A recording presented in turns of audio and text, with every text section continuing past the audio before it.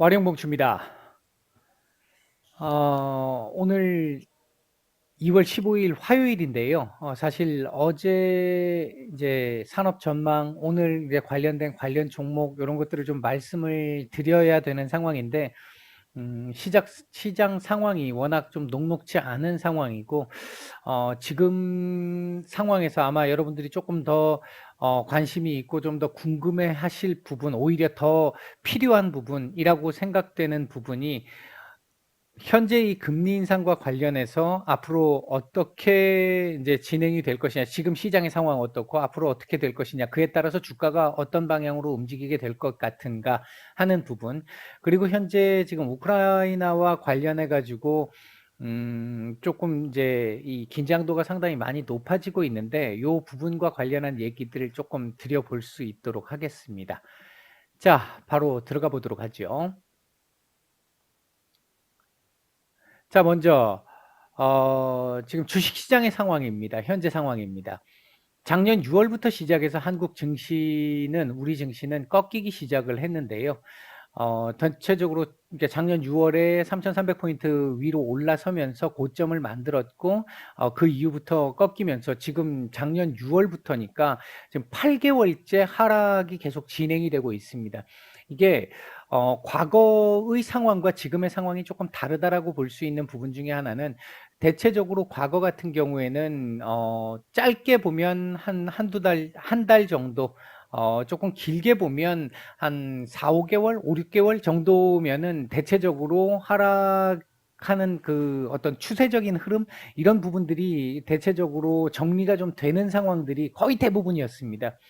그랬는데 지금 같은 경우는 작년 6월부터 지금 현재까지도 아직까지 이 계속해서 눌려 있는 이런 흐름들이 지금 계속 지속이 되다 보니까 더 힘들게 느껴지는 이런 상황인 것이고요. 이제 이 부분이 나타난 이유 중에 하나는 이제 기본적으로 신혼국 위치에 있다 보니까 작년 1월부터 테이퍼링에 대한 어떤 발작이 있었었고요.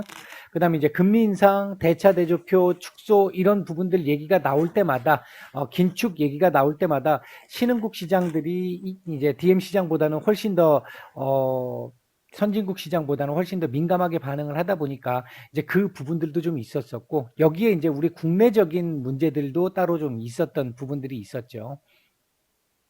그다음에 이제 작년부터 계속해서 진행되어 오던 문제들 중에 하나가 공급망 문제였고요. 이 공급망 문제는 지금 현재도 진행 중이고 아마도 최소 지금 상반기까지는 이 공급망 문제가 계속 지속될 가능성은 높습니다. 이게 완전히 해결되려면 내년 중반은 가야 해결될 것 같고요. 근데 시장에서 받아들이는 쪽에서 따지면 지금 그러니까 1월 한 말 정도부터 시작을 해서 제가 영상에서 방송에서 한 번씩 말씀을 드렸던 게 조짐이 보인다 이런 말씀 드렸잖아요.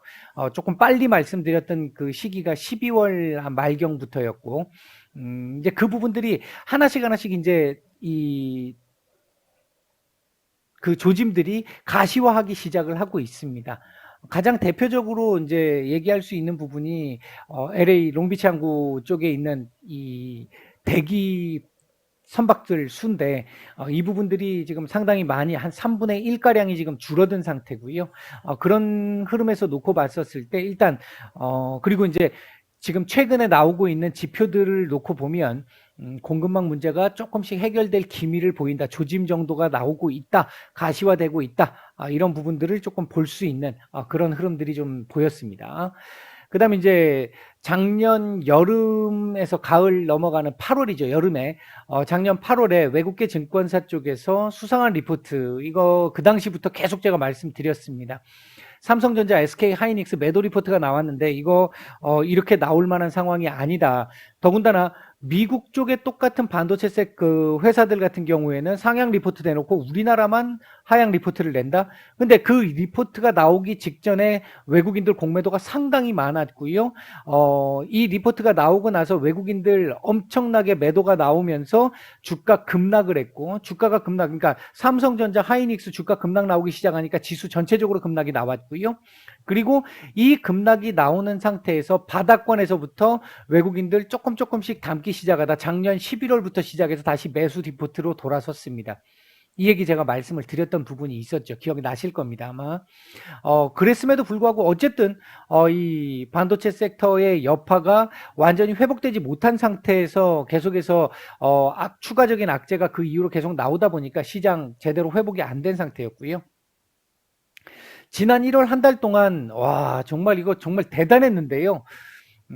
제 기억으로 한 1개월이라는 시간을 딱 놓고 본다면, 한 달이라는 시간을 놓고 본다라고 한다면 기간 대비해서 역대급으로 악재가 많이 나왔던 기간이 아니었나, 개인적으로 그렇게 생각을 합니다. 정말 상상도 할 수 없었던 어떤 이 돌발 악재들, 우리나라 시총 1위에서 10위까지 기업들이 거의 다 걸려 있었었죠. 이 악재들에 해당하는 내용들과 함께. 말도 안 되는 이런 상황들이 계속해서 나오면서 1월달 굉장히 어려운 모습을 좀 보여왔는데, 개인적으로 판단할 때 2008년도 이후부터 이렇게 딱 놓고 보면 2008년 뭐 이때 리먼 사태 있었을 때는 뭐 사실 엄청났었죠. 당시 80만 원대 삼성전자가 30만 원대 아래까지 내려온 상황이었었고, 엄청났었습니다. 진짜 이때는 하이닉스 5,000원이었습니다. 5,000원 이때. 대단한 시기였었고요. 근데 이게 9월 17일이었나요? 이제 그때 무렵 발생한 이후부터 시작을 해서 한 서너 달 정도 되게 힘들었는데, 그 이후부터는 서서히 회복되면서 그 2009년 넘어가면서부터는 빠르게 회복이 나타나기 시작을 했습니다. 재작년 2020년 이 팬데믹이 나타났던 그 상황은 대략 2달, 석 달 정도 만에 끝났죠. 얘도. 우리나라로 치면 1월 말 설 직전부터 시작을 해서 2월 달에 충격이 좀 있었었고 3월 달에 굉장히 큰 충격이 나왔습니다. 그랬었는데 그 사태 외에도 그 사이에 유럽 위기부터 시작을 해가지고 굉장히 많은 일들이 있었습니다. 무역 분쟁부터 시작을 해서 굉장히 많은 일들이 있었는데, 주식시장을 제 경험상으로 놓고 봤었을 때 지금 이 작년 6월부터 지금까지의 구간은 거의 손가락에 꼽을 정도의 난이도가 높은 구간이다. 지금 우리나라 시장을 이렇게까지 힘들지 않게 보는 사람들이 별로 없을 것 같습니다.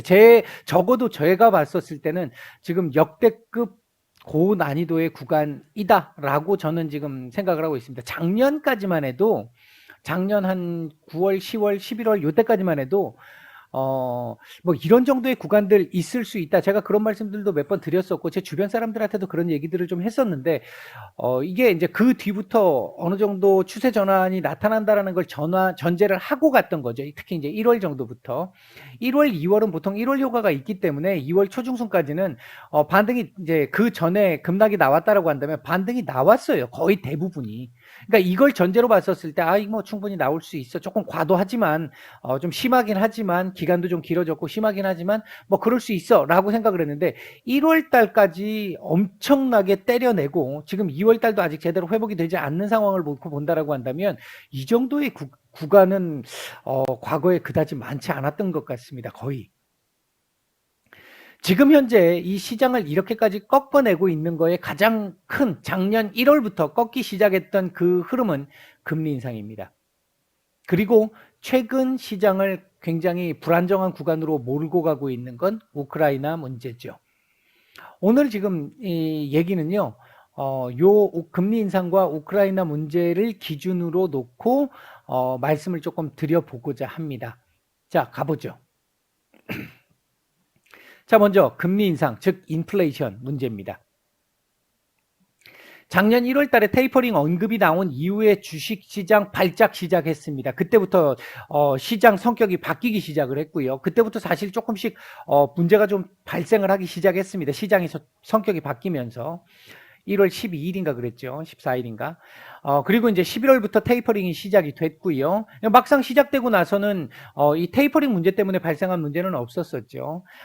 예년에 비해 매우 빠른 속도로 지금 테이퍼링이 진행되고 있고 빨리 마감될 거라고 하는 측면은 시장에 분명히 부담을 주는 측면입니다. 그럼에도 불구하고 지금 테이퍼링 얘기하는 사람들이 거의 없죠. 왜? 테이퍼링보다 더 강력한 다음 단계가 바로바로 진행되고 있기 때문에 그런 부분들이 지금 이 문제가 되고 있다 보니까 얘가 지금 묻히는 상황입니다. 어쨌든 하여튼 여하튼 좌우지단 간에 올해 3월이면 일단 테이퍼링은 끝날 것 같습니다. 이제 더 이상 시장에 유동성을 공급하지 않는다는 얘기가 되는 거죠. 그 다음 두 번째는 연일 소비자 물가 상승률이 역대 최고치를 매달 경신해 가고 있는 상황입니다. 그런 가운데 지난주에 나왔던 1월 미국 CPI가 전년 대비 7.5%까지 상승을 하면서 조금 발작을 일으켰습니다. 제가 그때 말씀드렸죠. 0.1포인트라도 떨어지면 시장 환호하겠지만 0.1%라도 올라가면 시장 조금 영향을 좀 받을 수 있다 말씀을 드렸는데 0.2% 상승이 나왔죠. 예상치에 비해서. 그러다 보니까 쇼크를 이 시장은 쇼크로 그걸 받아들였고요.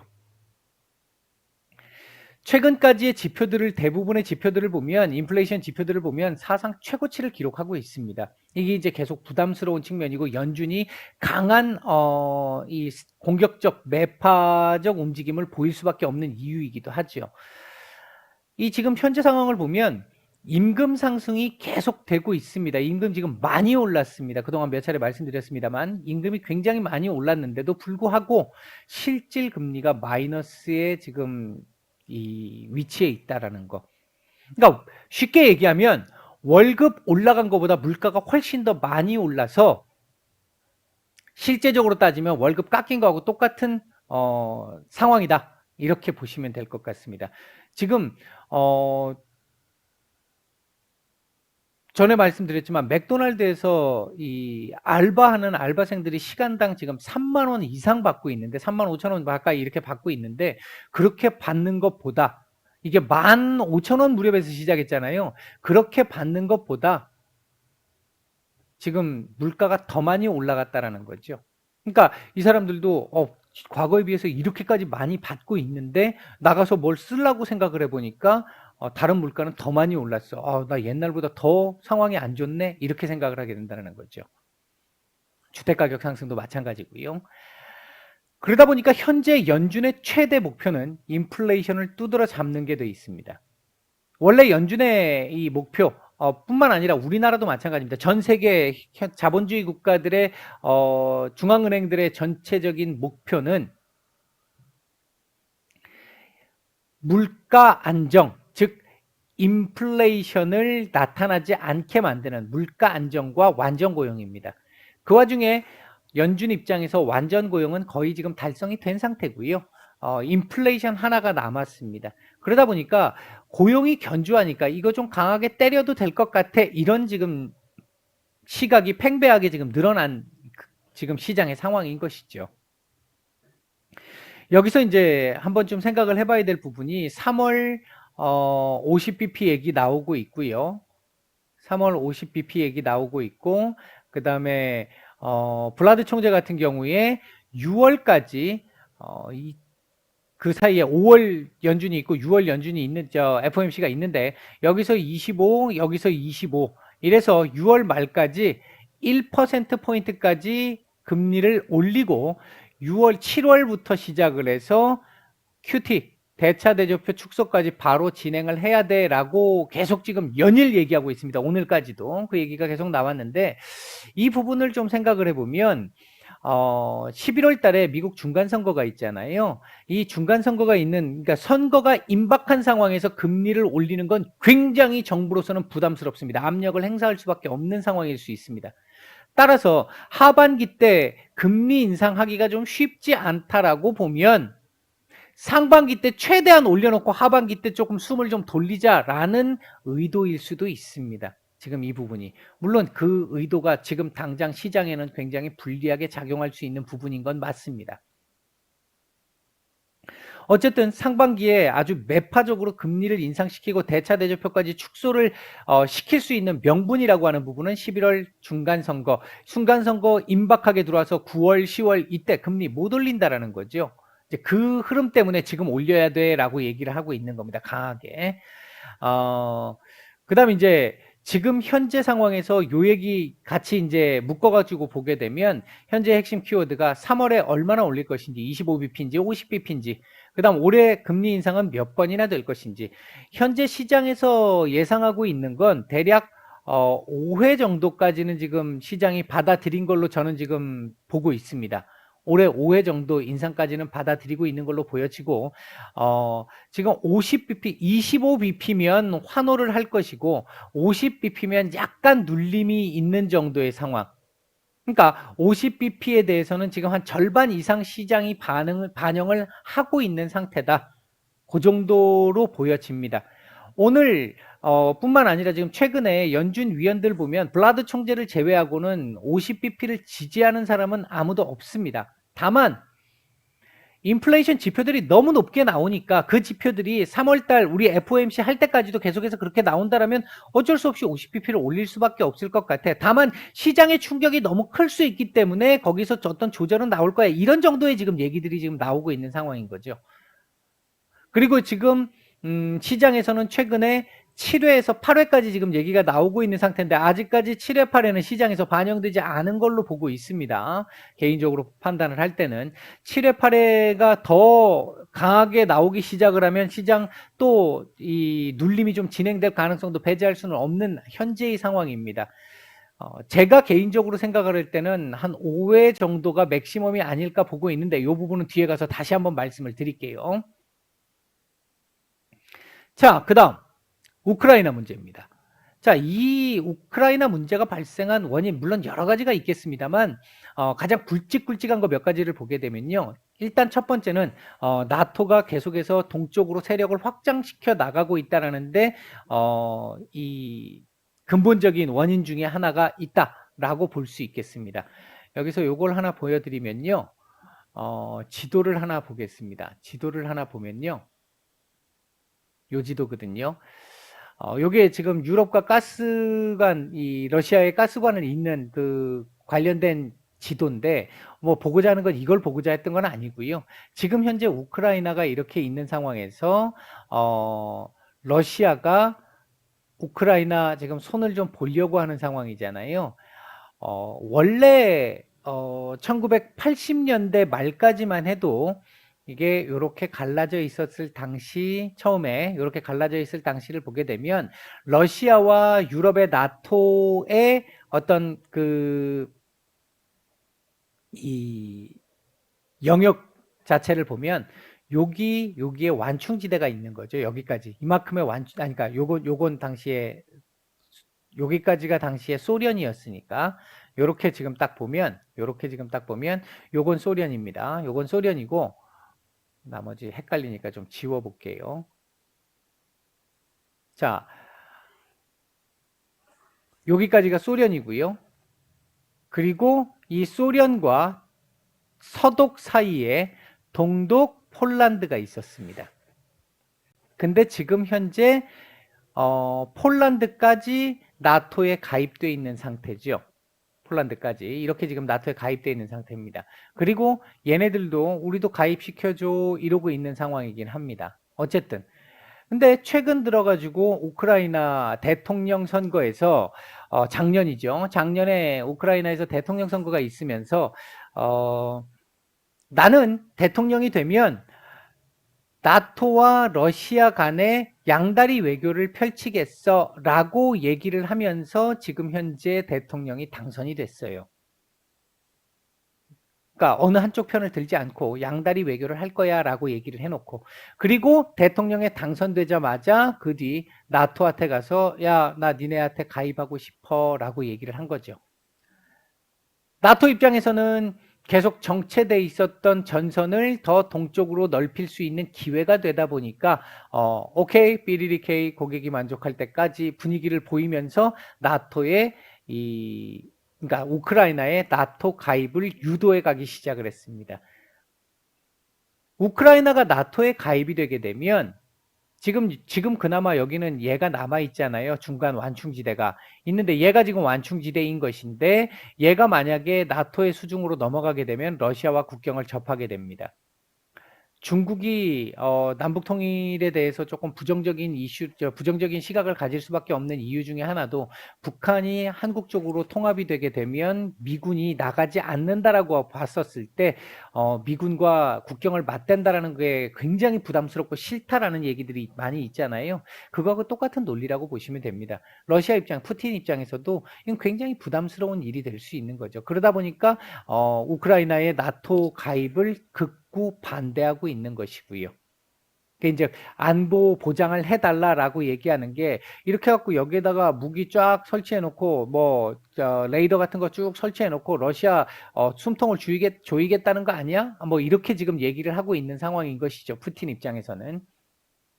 근데 뭐 일단 뭐 그거 하나 있고요. 그다음 이제 푸틴의 야욕, 푸틴 대통령 입장에서는 최근 러시아가 사실 과거 소련의 영광을 지금 생각을 해본다면 지금 굉장히 지금 미미한 상황에 와 있잖아요.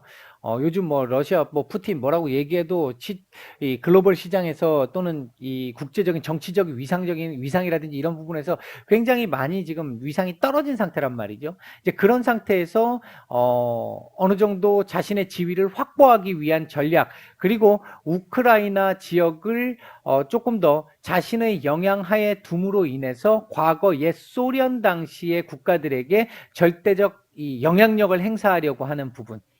여기에 최근 뭐 우크라이나나 러시아 쪽이나 뭐 이런 쪽에서 지금 계속 얘기하고 있는 게 우리 그 우크라이나로 안 들어간다고 그만큼 얘기하는데 미국 니네 계속 지금 긴장을 더 강화시키고 조성시키고 있어라고 지금 얘기를 하고 있는 것 중에 하나가 바이든 대통령 입장에서는 지금 아까 보여드렸던 11월 중간 선거가 있는데 지금 현재 지지율이 30%도 채 되지 않는 거의 역대급 최저 지금 지지율이죠. 기간 대비. 이런 상황이 되다 보니까 이 11월 달에 있을 중간 선거에서 뭔가 조금 전기를 만들어내야 되는데 이거 잘못하면 하원까지도 뺏길 수 있는 상황이기 때문에 그 전기를 마련해야 되는데 작년부터 해가지고 아프간에서 한번 굉장한 손실을 봤잖아요. 이미지 타격을 굉장히 크게 입었고요. 그 부분이 있기 때문에 이번에는 그 부분을 반복하지 않고 싶어하는 게 하나 있고요. 그리고 지금 현재 이 상황이 발생을 하면서 국제 정세가 불안정해지다 보니까 국제유가 뛰고 천연가스 뛰고 곡물가 뛰고 다 뛰기 시작하면서 인플레이션이 굉장히 많이 올라가고 있잖아요. 지금 현재 인플레이션 바이든 대통령이 정권 잡고 1년이 넘었는데도 불구하고 아직도 인플레이션이 더 점점 심해지고 있고 꺾일 기미를 보이지 않아. 이거 바이든 네가 잘못한 거 아니야? 라고 얘기하는 그 어떤 비난의 화살을 나는 하려고 했었고 거의 다 이게 잡힐 수 있는 계획대로 치면 작년 말부터 잡혔어야 되는데 이게 푸틴 때문에 인플레이션이 계속 또 뭐 기름값이 안 떨어지잖아. 국제유가가 천연가스 계속 올라가고 있고 곡물가 올라가고 있고 이러니까 인플레이션이 안 잡히는 거예요. 푸틴 때문이야. 이렇게 지금 비난의 화살을 돌리기 위한 원인도 있는 것으로 보여집니다. 그리고 또 한 가지가 이 러시아 입장에서 푸틴 입장에서 놓고 봤었을 때 아까 지도상에 보여드렸던 이 우크라이나 뭐 요즘 언론에서 하도 많이 떠들어서 아시겠지만 우크라이나의 수도가 키예프거든요. 키예프는 서양 중세가 시작될 무렵 게르만족 이동 이후에 중세가 시작될 무렵에 게르만족의 분파들이 이동을 하면서 각자 이제 노르만 쪽하고 같이 이렇게 이동을 하면서 국가들을 많이 세웠는데 동유럽이라든지 이쪽에 국가들을 많이 세웠는데 이제 그리스 정교 쪽을 믿는 쪽에서 세웠는데 그 중에 지금 현재 러시아의 전신이 키예프 공국입니다. 이 키예프 공국에서 시작을 해서 얘네들이 동진을 하면서 러시아 민족의 기원이 됐단 말이죠. 사실 러시아의 뿌리예요, 여기는. 키예프는. 그런 쪽에서 봤었을 때 러시아 입장에서도 굉장히 놓치고 싶지 않은 지역이기도 하고 당시 2차 세계대전 이후에 소련 당시 이 쿠즈네츠라고 하죠. 공업단지. 소련의 공업단지 15개 정도의 공업단지가 있었는데 이 쿠즈네츠 중에 가장 발전이 많이 돼 있는 생산이 생산량을 가장 많이 만들어낼 수 있는 곳이 발음도 잘 안 됩니다. 우크라이나에 있는 공장지대거든요. 그 상황이다 보니까 사실 푸틴 입장에서는 굉장히 매력적인 이 영토입니다. 이제 이런 등등의 원인이 있습니다. 이게 쿠즈네츠가 지역 이름이고요. 공장 지역 이름을 콤비나트라고 합니다. 콤비나트라고 하는데 이 쿠즈네츠 콤비나트가 콤비나트라고 하는데 이 쿠즈네츠 콤비나트가 우크라이나에 있고 이게 사실 옛 소련 15개의 콤비나트 중에 가장 큰 콤비나트거든요. 얘가 이제 그런 부분들 때문에 군수공업도 많이 발전이 돼 있는 곳이었고 그러다 보니까 이 푸틴 입장에서는 더더욱이 매력적이고 군침을 흘릴 수 있을 만한 자리라는 거죠. 자, 현재 상황 보게 되면 러시아가 에스토니아와 지금 합동 군사훈련 중이고요. 이 합동 군사훈련이 공식적으로 20일까지 진행되는 걸로 되어 있습니다. 이번 주 일요일까지입니다. 현재 미국이 16일을 찍었잖아요. 16일을 찍었기 때문에 이게 진짜인지 아닌지는 알 수 없습니다. 근데 과거 이 코소보 사태 때도 그랬고요. 그리고 크림반도 사태 때도요. 미국이 제가 이제 알기로는 미국이 당시에 러시아의 푸틴의 공격의 가능성을 미리 정보를 캐냈답니다. 알고 있었답니다. 근데 그 당시에는 미리 캐치한 이 정보를 당시에 이제 오바마 대통령 때인데 그때 당시에 이제 전략이 뭐였냐면 다른 국가들한테까지 다 이렇게 퍼터뜨려 가지고 이걸 사건을 키우지 말자, 미국이 자체적으로 이 문제를 해결을 하자라고 의견이 모아졌고 결정이 났답니다. 그래서 조용히 있다가 그냥 뭐 기습에 당한 거죠. 크림반도 같은 경우에 48시간 만에 점령이 끝났잖아요. 뭐 어디서 뭐 군대를 데리고 오고 자시고 할 시간도 없었어요. 미리 알고 있었음에도 불구하고 준비를 그만큼 못했다라는 거죠. 그랬기 때문에 아마 그거에 대한 학습 효과인 것 같은데 이번 지금 이 상황에서는 미국이 가지고 있는 전략자산적 정보를 다는 아니겠습니다만 상당 부분을 오픈을 시키면서 러시아가 과거에 했던 어떤 전략 전술과 관련된 부분들을 다 오픈을 시켜놓고 있습니다. 당시에 크림반도 잡아먹을 때도 당시에 러시아 군대가 이 우크라이나 군복 입고 들어가가지고 반란을 일으키는 형태의 모습을 보여줬고 그걸 진압한다라는 명분으로 들어갔단 말이죠. 이제 그런 얘기까지 지금 미리 다 오픈을 시켜가지고 그렇게까지 할 수도 있어. 우리 지금 그거까지 다 보고 있어.라고 얘기하면서 다 오픈을 시키다 보니까 푸틴 입장에서는 아무래도 동력이 지금 조금 떨어져 있는 상태일 수는 있습니다. 러시아 입장에서는 계속 뭐 과거나 지금이나 계속해서 부인하는 건 똑같고요. 이건 믿을 말이 못 되는 거고요. 그렇기 때문에 과거 크림반도 때도 그랬으니까요. 그 외에 이제 지난주까지만 해도 프랑스 이 마크롱 대통령이 조금 조정을 해보려고 했는데 잘 안 됐고 지금 독일 슐츠 총리가 어제 우크라이나 가서 우크라이나 대통령하고 오늘 새벽에 얘기를 했고 내일 모스크바를 가가지고 푸틴 대통령과 일단 회담이 예정돼 있습니다. 크게 뭔가가 나올 것 같지는 않은데 이거와 더불어 플러스 알파로 어제 저녁에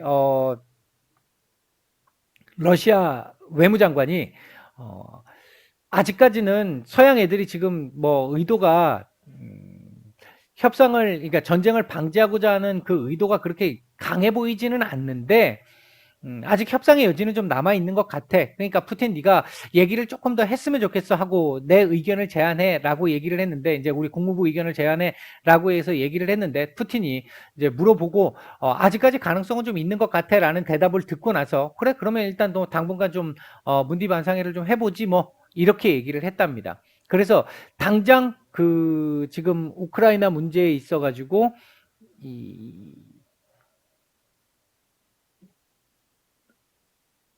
군사적인 어떤 위험 그 부분은 조금은 지금 줄어든 모습이고요. 그에 따라서 지금 현재 미 선물도 강보합권에서 강세 정도 사이의 모습을 계속 보여주고 있는 상황입니다.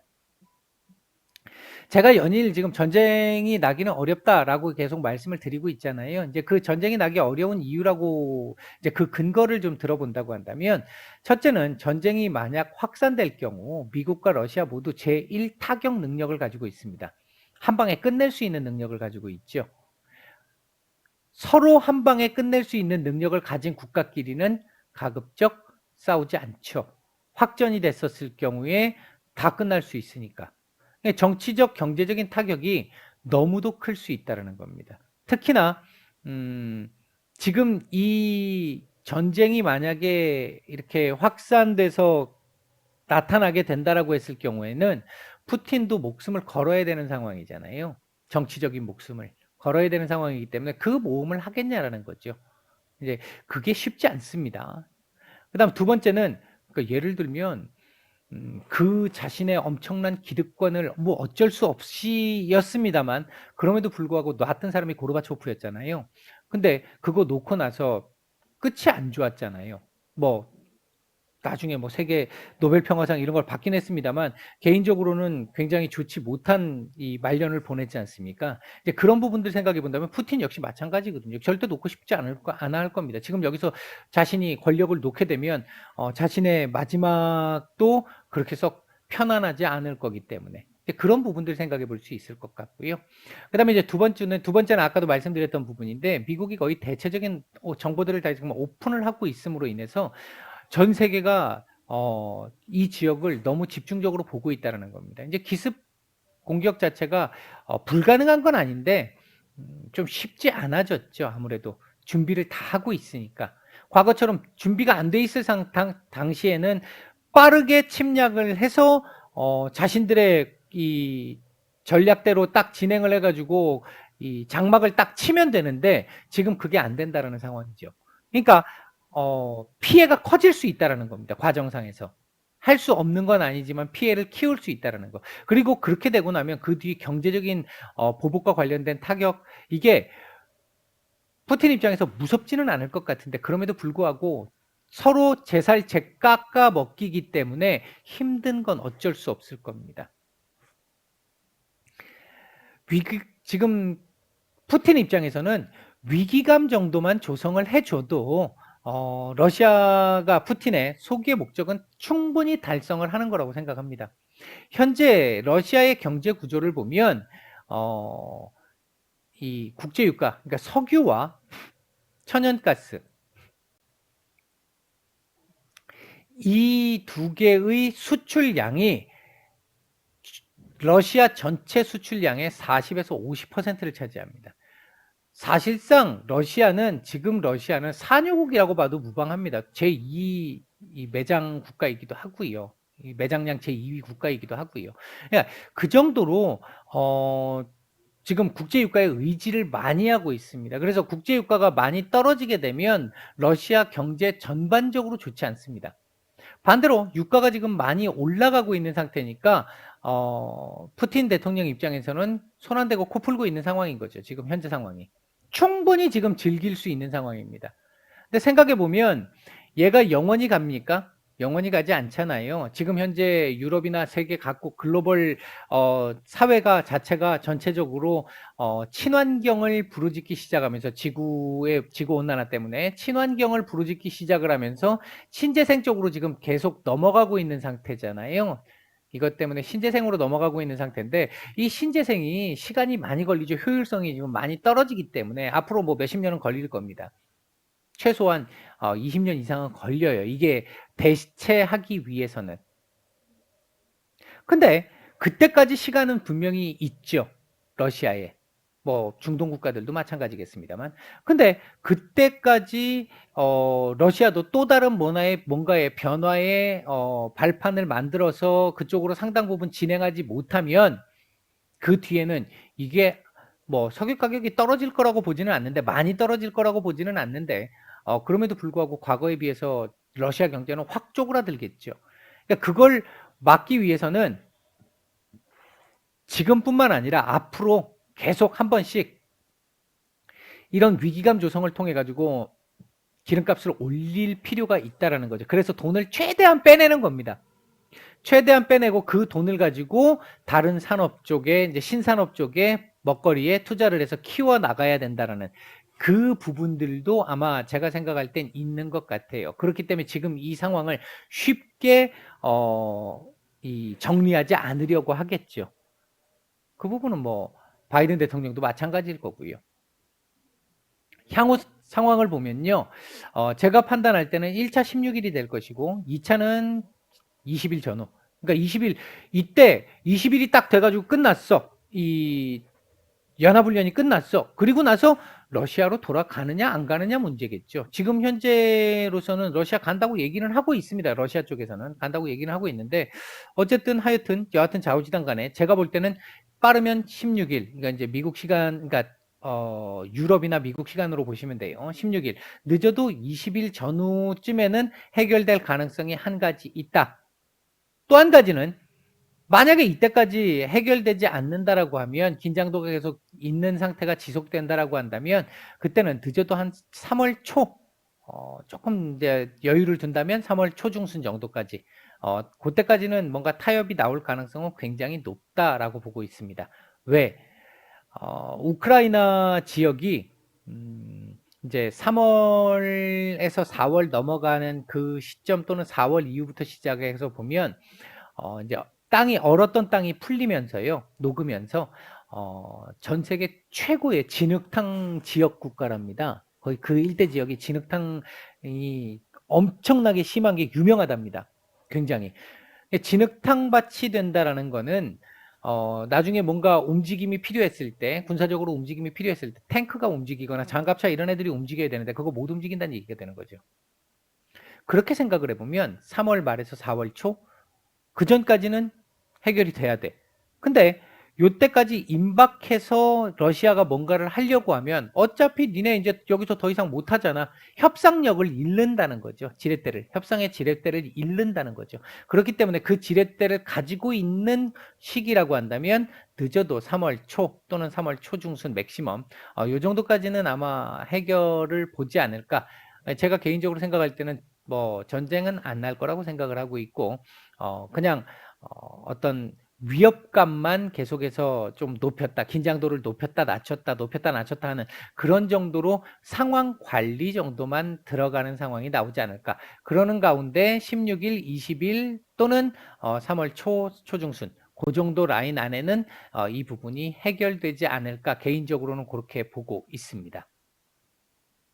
자, 그렇게 보면 금리 인상과 관련해 가지고는 올해 이 얘기도 하나 드려야 되겠네요. 금리 인상과 관련해 가지고는 지금 현재 50bp까지 얘기가 나오고 있고 올해 7회, 8회 정도까지도 지금 얘기가 나온 상태잖아요.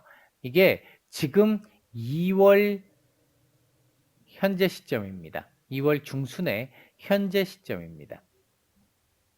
근데 다음 달에 경제 지표가 발표되는 거 또는 그 다음 달 지금 현재 시장에서 예상하고 있는 게요.